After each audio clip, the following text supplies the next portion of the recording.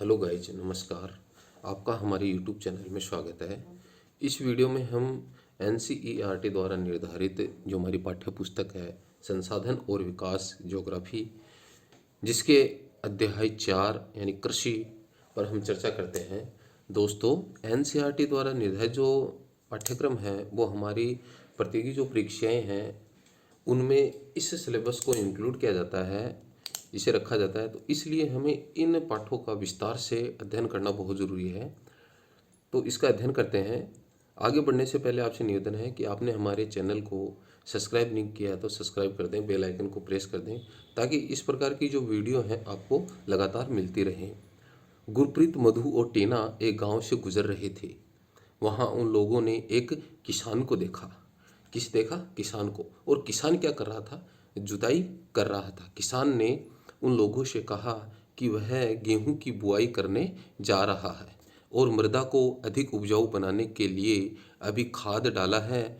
उसने बच्चे से कहा कि गेहूं मंडी में अच्छी कीमत पर बिकेगा, जहां से उसे आटे में परिवर्तित करके कारखाने में डबल रोटी और बिस्कुट बनाने के लिए ले जाया जाएगा। पौधे से परिष्कृत उत्पाद तक के रूपांतरण में 3 प्रकार की आर्थिक क्रियाएं सम्मिलित हैं। ये जो क्रियाएं कौन कौन सी हैं? ये प्राथमिक क्रिया, द्वितीय क्रिया और तृतीय क्रिया। यहाँ 3 क्रियाओं की चर्चा की गई है कि प्राथमिक, द्वितीय और तृतीय। ये पौधे से परिष्कृत उत्पाद तक की बात की गई है।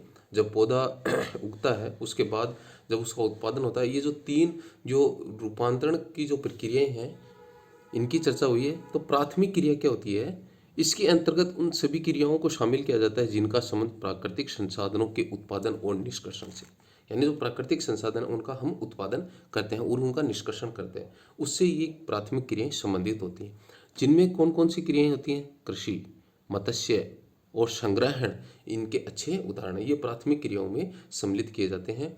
कृषि, मत्स्य और संग्रहण ये प्राथमिक क्रियाएं हैं। द्वितीय क्रिया में कौन सी क्रियाएं आती हैं? इन संसाधनों के प्रसंस्करण से संबंधित है।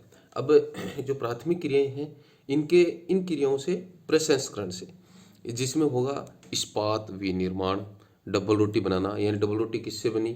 कृषि से संबंधित है। और कपड़ा बुनना, ये भी कृषि उत्पाद से संबंधित है। तो ये जो द्वितीय क्रियाएं हैं वो प्राथमिक क्रियाओं से संबंधित हैं, ये इसमें शामिल किए जाते हैं। जैसे विनिर्माण, डबल रोटी बनाना या पकाना, कपड़ा बुनना, ये द्वितीय क्रियाएं हैं। तृतीय क्रियाएं जो होती हैं वो प्राथमिक और द्वितीय क्रिया को सेवा कार्यों द्वारा सहयोग प्रदान करती हैं। ये क्या है? सेवा कार्य में होती हैं तृतीय क्रियाएं। जो प्राथमिक और द्वितीय जो क्रिया होती है उनको सेवा प्रदान करती हैं, जिसमें है यातायात के माध्यम से हम प्राथमिक क्रियाओं को पूर्ण कर पाते हैं और द्वितीय क्रियाओं को पूर्ण कर पाते हैं। व्यापार, बैंकिंग, बीमा, विज्ञापन ये तृतीय क्रियाओं के अच्छे उदाहरण हैं। कृषि एक प्राथमिक क्रिया, अभी अपन ने ऊपर इसकी चर्चा की थी कि कृषि है, मत्स्य है और संग्रहण है। ये किसके अंतर्गत शामिल किए गए? प्राथमिक क्रियाओं में। फसलों, फलों, सब्जियों, फूलों को उगाना और पशुधन पालन करना इसमें शामिल है, यानी कृषि में ये सब चीज़ें शामिल हो जाती हैं। हम फसलों को, फलों को, सब्जियों को, फूलों को जो उगाते हैं वो एक कृषि कार्य ही है, और इसके साथ साथ हम पशुपालन भी करते हैं, तो वो भी एक प्राथमिक क्रिया है। विश्व में 50% लोग हैं वो कृषि से संबंधित क्रियाओं में लगे हुए हैं, संलग्न है। भारत का 2/3 जनसंख्या अब कृषि पर निर्भर है। कितना प्रतिशत? 2/3% जो भाग है वो कृषि पर निर्भर है। शब्द उत्पत्ति, एग्रीकल्चर जो शब्द है इसकी उत्पत्ति लैटिन शब्द एगर और एग्री जिसका अर्थ होता है मृदा और कल्चर जिसका अर्थ होता है कृषि करने से हुई है। अनुकूल स्थलाकृति, मृदा और जलवायु कृषि क्रियाकलाप के लिए अनिवार्य है। जिस भूमि पर फसलें उगाई जाती हैं कृषिगत भूमि कहलाती है। चित्र 4.1 में कि कृषि जो क्रियाकलाप है वो विश्व के उन्हीं प्रदेशों में संकेंद्रित है जहां फसल उगाने के लिए उपयुक्त कारक विद्यमान है, यानी कृषि वहीं होगी जहां पर उसके लिए उपयुक्त जो है वो जलवायु है या कारक है वो विद्यमान होंगे, तो वहीं पर उसी फसल की कृषि की जा सकती है। इस चित्र की सहायता से हम जो विश्व में कृषिगत भूमि है उसके वितरण को जानेंगे।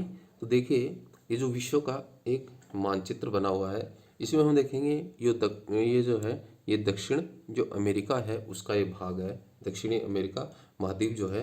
तो दक्षिण अमेरिका जो महाद्वीप है, हम इसमें देखेंगे कि ये जो नीचे सिंबल दिया गया है और संकेत के माध्यम से बताया गया है कि जो ग्रीन जो क्षेत्र है वो कृषिगत भूमि के क्षेत्र हैं। तो हम इसमें देख पा रहे हैं कि ये जो कॉर्नर यानी जो तटीय जो क्षेत्र है वहीं पर ही यहाँ पर जो दक्षिणी अमेरिका महाद्वीप है वहाँ पर खेती की जा रही है, कृषिगत भूमि है। इसी प्रकार ये दक्षिण अमेरिका का भाग था।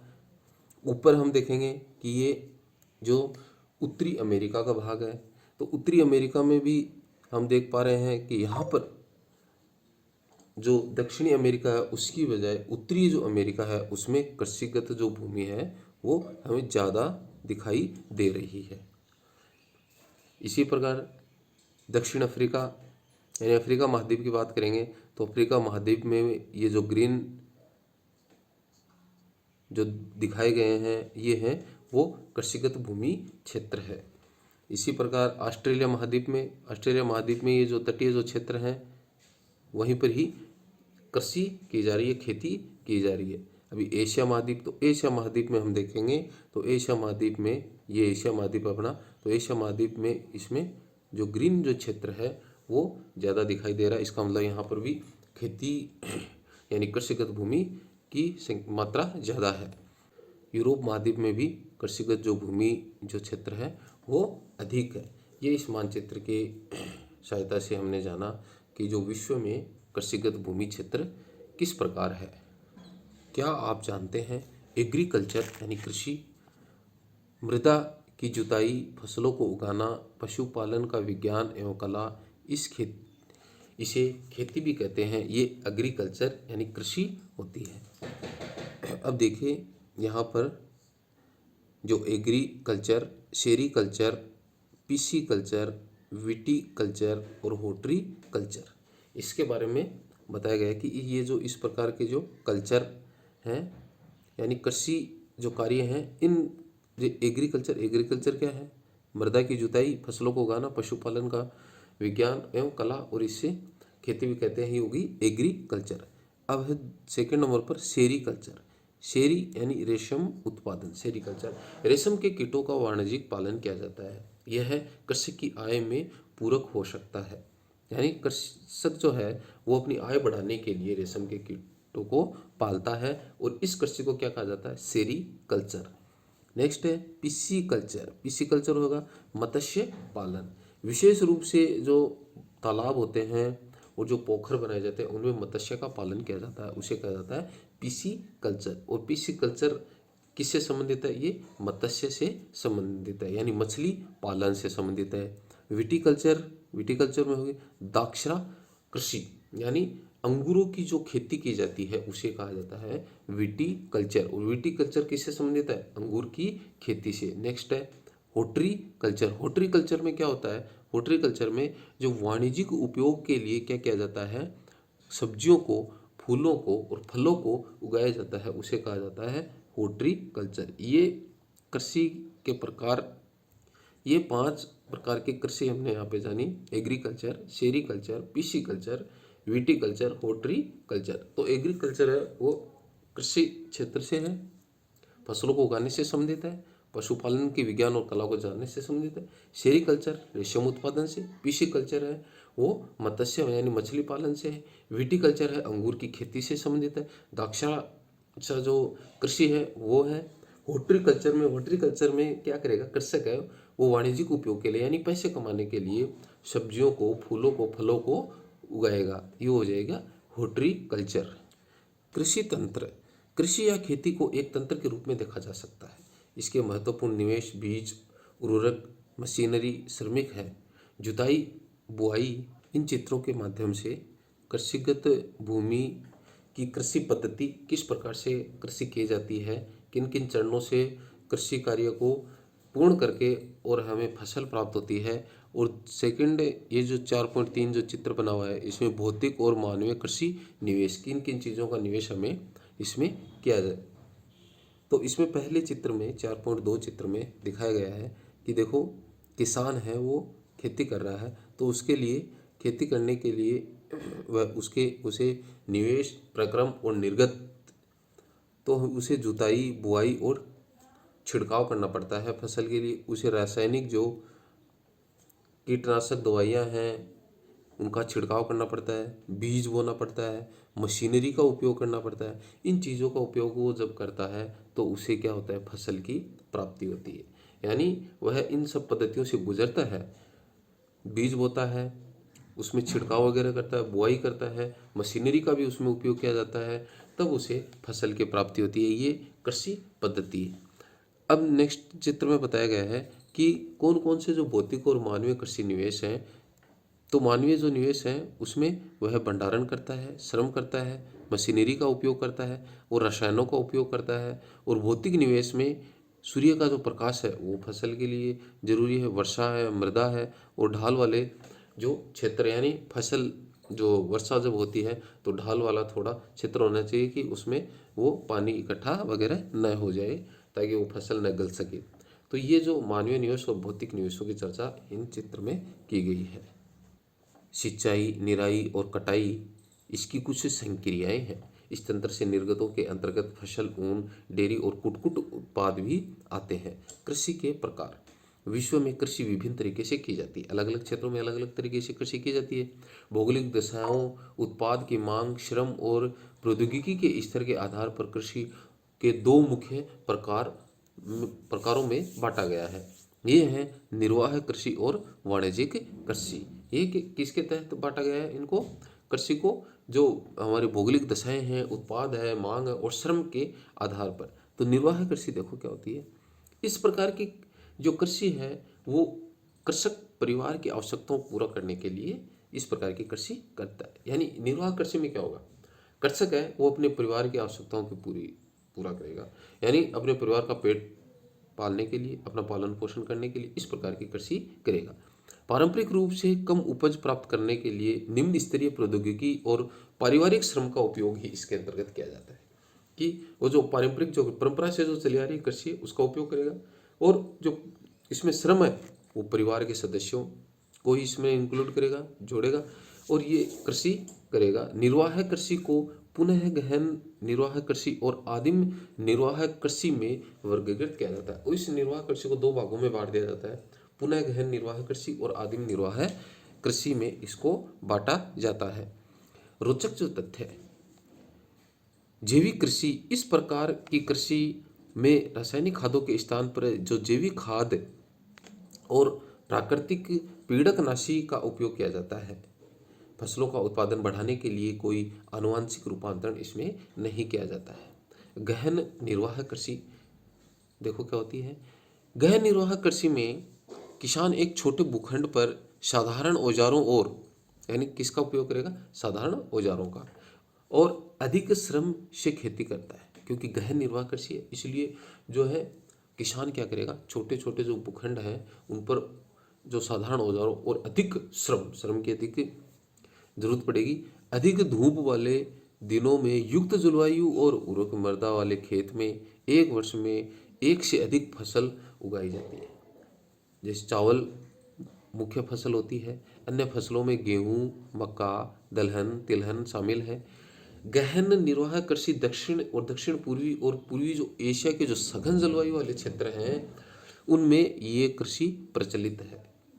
आदिम निर्वाह कृषि में स्थानांतरित कृषि और चलवासी जो पशुपालन है उसको शामिल किया जाता है। आदिम जो निर्वाह कृषि है उसमें एक स्थान से दूसरे स्थान पर जो कृषि कार्य किया जाता है, और चलवासी पशुचारण, जो पशुपालक है वो एक स्थान से दूसरे स्थान पर अपने पशुओं को चराने के लिए जाते हैं, तो वो जहाँ पर जाते हैं वहीं पर वो कुछ समय के लिए कृषि कर लेते हैं, वो आदिम निर्वाह कृषि के अंतर्गत शामिल किया जाता है।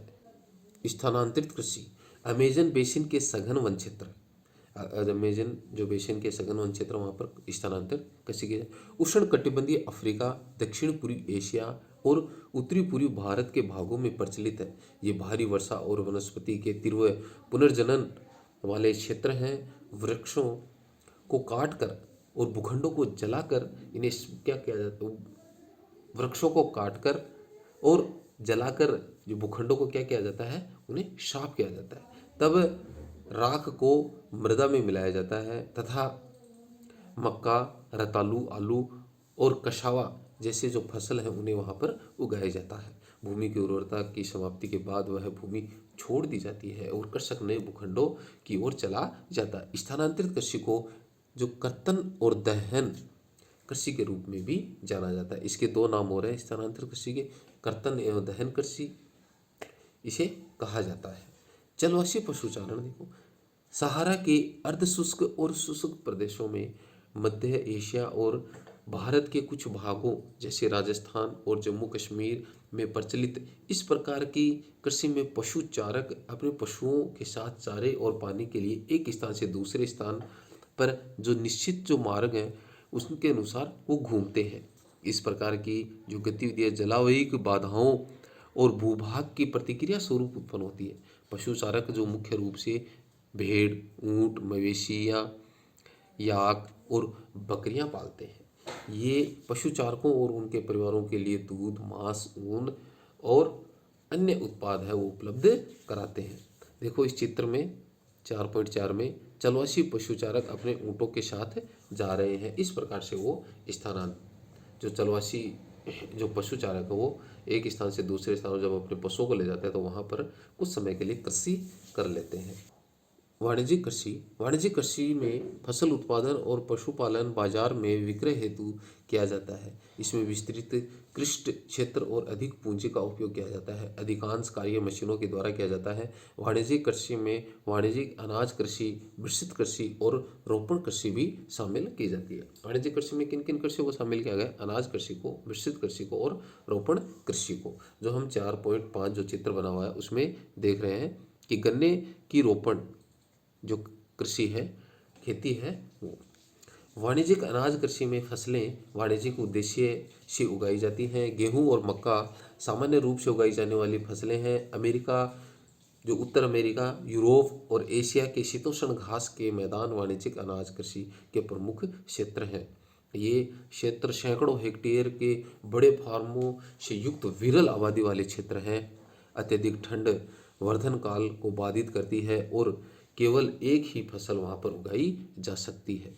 मिश्रित कृषि, मिश्रित कृषि की चर्चा की गई है। मिश्रित कृषि में भूमि का उपयोग भोजन व चारे की फसल उगाने और पशु जो पालन है उसके लिए किया जाता है। यह यूरोप, पूर्वी संयुक्त राज्य अमेरिका, अर्जेंटीना, दक्षिण पूर्वी ऑस्ट्रेलिया, न्यूजीलैंड और दक्षिण अफ्रीका में प्रचलित है। रोपण कृषि वाणिज्यिक कृषि का एक प्रकार है जहाँ चाय, कहवा, काजू, रबड़, केला और कपास की एकल फसल उगाई जाती है। ये रोपण कृषि के अंतर्गत आती है। इसमें वृहद पैमाने पर श्रम और पूंजी की जरूरत पड़ती है। उत्पाद का प्रसंस्करण खेतों पर ही या निकट के कारखानों में किया जाता है। इस प्रकार इस कृषि में परिवहन जाल के विकास की अनिवार्यता होती है। रोपण कृषि में मुख्य जो क्षेत्र हैं वो विश्व के उष्ण कटिबंधीय जो प्रदेश में पाए जाते हैं। मलेशिया में रबड़, मलेशिया में मुख्य रूप से कौन सी कृषि की जाती है? रबड़ की। ब्राज़ील में कहवा, भारत और श्रीलंका में चाय है वो वाणिज्यिक कृषि के अच्छे उदाहरण हैं। चित्र में केले के जो रोपण कृषि है उसको प्रदर्शित किया गया है। मुख्य फसलें, बढ़ती हुई जनसंख्या की आवश्यकताओं को पूरा करने के लिए विविध प्रकार की जो फसलें हैं वो उगाई जाती हैं। फसलें कृषि आधारित उद्योगों के लिए कच्चे माल की आपूर्ति भी करती हैं। गेहूं, चावल, मक्का, बाजरा मुख्य खाद्य फसलें यानी खाने योग्य फसलें हैं। कौन कौन सी? गेहूं, चावल, मक्का और बाजरा। जूट और जो कपास है वो रेशेदार फसलें हैं। चाय और कहवा है वो मुख्य पेय फसलों के अंतर्गत शामिल की जाती है। चित्र में चावल की कृषि किस प्रकार से की जाती है? चावल का रोपण किया जा रहा है। चावल यह विश्व में मुख्य खाद्य फसल है। यह उष्ण कटिबंधीय और उपोष्ण जो कटिबंधीय जो प्रदेश है उनका मुख्य आहार है। चावल के लिए उच्च तापमान, अधिक आर्द्रता एवं वर्षा की अधिक आवश्यकता होती है। यह फसल चिक्का युक्त जलोढ़ मृदा जिसमें जल रोकने की क्षमता हो में सर्वोत्तम ढंग से बढ़ती है। चीन चावल उत्पादन में अग्रणी है। इसके बाद क्रमशः चीन के बाद में भारत के बाद में जापान, श्रीलंका और मिस्र हैं।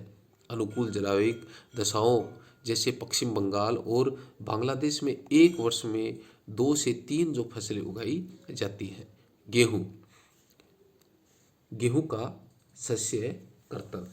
गेहूं के वर्धन काल के मध्यम तापमान और वर्षा और शस्य कर्तन यानी फसल की कटाई को इसमें चित्र में भी दिखाया गया है कि समय तेज धूप की आवश्यकता होती है। इसका विकास सुअपवाहित दोमट मृदा में सर्वोत्तम ढंग से होता है। गेहूं संयुक्त राज्य अमेरिका, कनाडा, अर्जेंटीना, रूस, यूक्रेन, ऑस्ट्रेलिया और भारत के में विस्तृत रूप से उगाया जाता है। भारत में यह शीत ऋतु में उगाया जाता है। शीत ऋतु की फसल है गेहूं।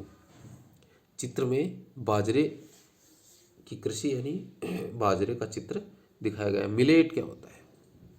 ये मोटे अनाज के रूप में जानी जाती है और कम उपजाऊ और बलुआ मृदा में उगाई जाती है। ये ऐसी फसल है जिसे कम वर्षा और उच्च से मध्यम तापमान तथा पर्याप्त सूर्य की प्रकाश की आवश्यकता होती है। ज्वार, बाजरा और रागी भारत में उगाए जाते हैं। नाइजीरिया, चीन और नाइजर इसके अन्य उत्पादक देश हैं। मक्का की कृषि। मक्का इसके लिए मध्यम तापमान, वर्षा और अधिक धूप की आवश्यकता होती है। इसे सुअपवाहित उपजाऊ मृदा की आवश्यकता होती है। मक्का उत्तर अमेरिका, ब्राज़ील, चीन, रूस, कनाडा, भारत और मेक्सिको में उगाई जाती है। क्या आप जानते हैं मक्का को कॉर्न के नाम से भी जाना जाता है? विश्व में इसकी विभिन्न रंग बिरंगी प्रजातियां भी देखने को मिलती हैं।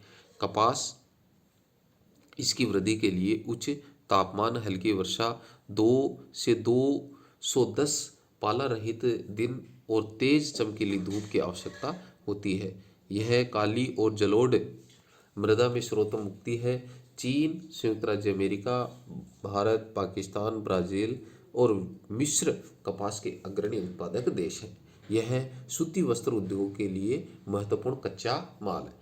कपास जो है सूती वस्त्र उद्योग के लिए कच्चा माल है। पटसन, इसको सुनहरे रेशे के नाम से कैसे जाना जाता है? पटसन को। यह जलोढ़ मृदा में अच्छे ढंग से विकसित होता है और इसे उच्च तापमान, भारी वर्षा और आर्द्र जलवायु की आवश्यकता होती है। यह फसल उष्णकटिबंधीय क्षेत्रों में उगाई जाती है। भारत और बांग्लादेश पटसन के अग्रणी उत्पादक देश हैं। रोचक तथ्य है, कॉफी के पौधे की खोज किसने की? कॉफी की चर्चा की गई है। कॉफी की खोज के विषय में विभिन्न कहानियां प्रचलित है। लगभग 850 ईस्वी में काल्दी नाम का एक अरब वासी था जो बकरी चराने वाला था। वह अपनी बकरियों की अनोखी उछल कूद और हरकतों को देखकर परेशान था। एक दिन उसने भी उस सदाहरित पौधे की फलियों को चखकर देखा जो बकरियां उसकी खा रही थी, जिन्हें उसकी बकरियां प्रतिदिन खाया करती थी। उसने आनंद के भाव अनुभव करने के बाद अपनी खोज के विषय में संसार को बताया। कॉफी, इसके लिए गर्म और आर्द्र जलवायु और सुअपवाहित दोमट मृदा की आवश्यकता होती है। इस फसल की वृद्धि के लिए पर्वतीय ढाल अधिक उपयुक्त है। ब्राज़ील है कॉफी का अग्रणी उत्पादक देश है। इसके पश्चात कोलंबिया और भारत है वो कॉफी उत्पादक है। चाय बागानों में उगाई जाने वाली एक पेय फसल है। इसकी कोमल पत्तियों की वृद्धि के लिए ठंडी जलवायु और वर्ष भर समवितरित उच्च वर्षा की आवश्यकता होती है। इसके लिए सुअपवाहित दोमट मृदा और मंद ढाल की आवश्यकता होती है। पत्तियों को चुनने के लिए अधिक संख्या में श्रमिकों की आवश्यकता पड़ती है। चाय की रोपण कृषि का विकास। कृषि विकास के संबंध में बढ़ती जनसंख्या की बढ़ती मांग को पूरा करने के लिए कृषि के उत्पादन को बढ़ाने की दिशा में किए जाने वाले प्रयासों से है। यह कई तरीकों से प्राप्त किया जा सकता है, जैसे बोए गए क्षेत्र में विस्तार करके, बोई जाने वाली फसलों की संख्या बढ़ाकर, सिंचाई सुविधाओं में सुधार करके, उर्वरकों और उच्च उपज देने वाले बीजों के प्रयोग द्वारा कृषि का मशीनीकरण भी कृषि के विकास का एक अन्य पहलू है। कृषि के विकास का चरम लक्ष्य खाद्य सुरक्षा को बढ़ाना है। कृषि का जो विकास विश्व के विभिन्न भागों में विभिन्न गतियों से हुआ है। अधिक जनसंख्या वाले विकासशील देश अधिकतर गहन कृषि करते हैं, जहां छोटी जोतों पर सामान्यतः जीविकोपार्जन के लिए उगाई जाने वाली जो फसलें हैं वो हैं। वहीं जोतें वाणिज्यिक कृषि के लिए अधिक उपयुक्त होती है। जैसे संयुक्त राज्य जो अमेरिका है, कनाडा और ऑस्ट्रेलिया में जो बड़ी जो जोतें हैं वो कृषि वाणिज्य के लिए उपयुक्त है। आओ हम दो फार्मों, भारत और दूसरे संयुक्त राज्य अमेरिका के वस्तु स्थिति अध्ययनों की सहायता से विकासशील और विकसित देशों की कृषि के विषय में जानेंगे। क्या आप जानते हैं, खाद्य सुरक्षा तभी बनी रहती है जब सभी व्यक्तियों को क्रियाशील और स्वस्थ जीवन जीने के लिए आहार की आवश्यकता और प्राथमिकता के आधार पर हर समय पर्याप्त, सुरक्षित और पौष्टिक खाद्य उपलब्ध की सुविधा हो। भारत का एक कृषि फार्म। उत्तर प्रदेश के गाजीपुर जिले में आदिलाबाद एक छोटा सा गांव है। मुन्नालाल इस गांव का एक छोटा सा किसान है, जिसके पास लगभग 1.5 हेक्टेयर का एक फार्म है। उसका आवास मुख्य गांव में ही है। वह अधिक उपज देने वाले बीजों को बाजार से वर्षों वर्षा के एकांतर पर खरीदता है। इसकी भूमि उर्वरक है और वह वर्ष में कम से कम 2 फसलें, सामान्यतः गेहूं और चावल और दालें उगाया करता है। किसान अपने मित्रों और बुजुर्गों के साथ सरकारी कृषि अधिकारियों से कृषि कार्यों के संबंध में सलाह लेता है। वह अपने खेत की जुताई के लिए भाड़े पर ट्रैक्टर भी लेता है। यद्यपि उसके कुछ मित्र अभी भी बैलों से खेती को जोतने की परंपरागत विधि का प्रयोग करते हैं। समीप के खेत में एक नलकूप है, जिसे वह अपने खेत की सिंचाई के लिए भाड़े पर लेता है। मुन्नालाल के पास 2 भैंस और कुछ मुर्गियां भी हैं। वह निकट के शहर में स्थित सहकारी भंडार में दूध बेचता है। वह वहां का एक सदस्य है। सहकारी समिति उसके जानवरों के लिए चारे के प्रकार, पशुधन के स्वास्थ्य और सुरक्षात्मक उपायों और कृत्रिम गर्भाधान के संबंध में सलाह देती है। कृषि के विविध कार्यों में परिवार के सभी सदस्य उसकी सहायता करते हैं। कभी कभी वह बैंक या कृषि सहकारी समिति से बीजों की उच्च उपज वाली किस्मों और औजारों को खरीदने के लिए ऋण भी लेता है। वह अपने उत्पाद को निकट के शहर में स्थित मंडी में बेचता है। अधिकांश किसानों के पास भंडारण सुविधाओं की कमी होती है, इसलिए वे बाजार के अनुकूल न होने पर भी अपने उत्पादों को बेचने के लिए विवश होते हैं। हाल ही में सरकार ने भंडारण की सुविधाओं के विकास के लिए कुछ कदम भी उठाए हैं। ये भारत में एक कृषि जो क्षेत्र है वो दिखाया गया है। संयुक्त राज्य अमेरिका का एक फार्म। संयुक्त राज्य अमेरिका में एक फार्म का औसत आकार है भारतीय फार्म की तुलना में बहुत बड़ा है। संयुक्त राज्य अमेरिका में एक पारिवारिक जो फार्म है उसका जो आकार है 250 हेक्टेयर होता है। किसान सामान्यतः फार्म में रहता है। मक्का, सोयाबीन, गेहूं और चुकंदर यहाँ उगाई जाने वाली मुख्य महत्वपूर्ण फसलों में है। संयुक्त राज्य अमेरिका के मध्य पश्चिम में स्थित आयोवा राज्य के एक किसान को होरन के पास 300 हेक्टेयर भूमि है। वह अपने खेत में मक्का तब उगाता है जब वह आश्वस्त हो कि मृदा और जल संसाधन इस फसल की आवश्यकता को पूरा कर देंगे। फसल को नुकसान पहुंचाने वाले पीड़कों पर नियंत्रण के लिए पर्याप्त उपाय किए जाते हैं। समय समय पर वह मृदा के नमूनों को मृदा परीक्षण प्रयोगशाला में जांच के लिए भी भेजता है कि उसमें पर्याप्त पोषक है या नहीं। ये परिणाम जो होरन को वैज्ञानिक उर्वरक कार्यक्रम की योजना बनाने में मदद करते हैं। उसका कंप्यूटर उपग्रह से जुड़ा हुआ है जो उसे उसके खेत की यथार्थ तस्वीर को दिखाता है। यह रासायनिक उर्वरकों और पीड़कनाशकों का आवश्यकता अनुसार प्रयोग करने में भी मदद करता है। इस चित्र में जो संयुक्त राज्य अमेरिका है उसका एक कृषि फार्म दिखाया गया है। पीड़कनाशकों का छिड़काव किस प्रकार से किया जा रहा है। बीज बोने की मशीनों, समतलक, संयुक्त हार्वेस्टर और थ्रेशर का उपयोग कृषि संबंधित विभिन्न संक्रियाओं में करता है। अनाज स्वचालित अन्न भंडार से संचित किए जाते हैं अथवा बाजार अभिकरणों, मार्केट एजेंसियों में भेजे जाते हैं। संयुक्त राज्य अमेरिका में किसान एक व्यवसायी की तरह कार्य करता है, न कि एक खेतीहर किसान की तरह करता है। इस चित्र में संयुक्त राज्य अमेरिका के एक फार्म में मशीनीकृत खेती के बारे में चर्चा की गई है। दोस्तों, आगे की वीडियो में हम इसके पाठसार और महत्वपूर्ण तथ्य और इसके जो पाठगत जो अभ्यास प्रश्न दिए गए हैं उन पर चर्चा करेंगे। तो हमारी वीडियो को लाइक करें, चैनल को सब्सक्राइब करें, बेल आइकन को प्रेस करें, ताकि इस प्रकार की जो प्रतियोगी परीक्षाओं में एनसीईआरटी से संबंधित जो प्रश्नोत्तर पूछे जाते हैं उनकी वीडियो आपको लगातार मिलती रहे।